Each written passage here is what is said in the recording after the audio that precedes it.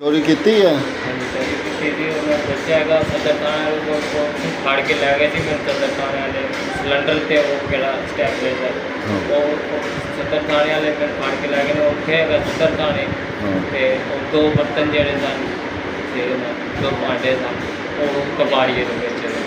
ਕਿਹੜੇ ਕਬਾੜੀਏ ਨੂੰ? ਇਹ ਇੱਥੇ ਹੈਗਾ ਆਪਣਾ ਉਸਤਾਦ ਸੁਲਤਾਨ ਦੇ ਨਾਲ ਹੈਗਾ ਇਹ ਕਾਲਜ ਦੇ ਸਾਹਮਣੇ। ਤੇ ਅੱਜ ਕੀ ਕਰਨ ਆਇਆ ਸੀ?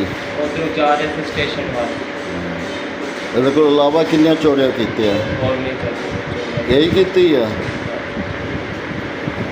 ਤੇ ਜੋ ਆਪਣਾ ਰਿਕਸ਼ਾ ਵੇਚਦਾ ਕਾਰ ਦਾ ਕਾਫੀ ਸਮਾਨ ਵੇਚਦਾ ਜਾਂ ਮਜਬੂਰ ਸੀਗਾ ਸਾਰੀ ਸੀਗਾ ਲੱਤਾਂ ਇੰਜੈਕਸ਼ਨ ਲਾਉਣ ਲੱਗ ਪਿਆ ਇਸ ਵਜ੍ਹਾ ਤੋਂ ਮਜਬੂਰ ਹੈਗਾ ਸੀਗਾ ਤਾਂ ਆਪਣੇ ਹਮਸਾਏ ਅੱਗੇ ਤੁਸੀਂ ਬੈਠ ਤੇ ਹਮਸਾਇਆ ਤੋਂ ਚੋਰੀ ਕਰਨੀ ਸੀ?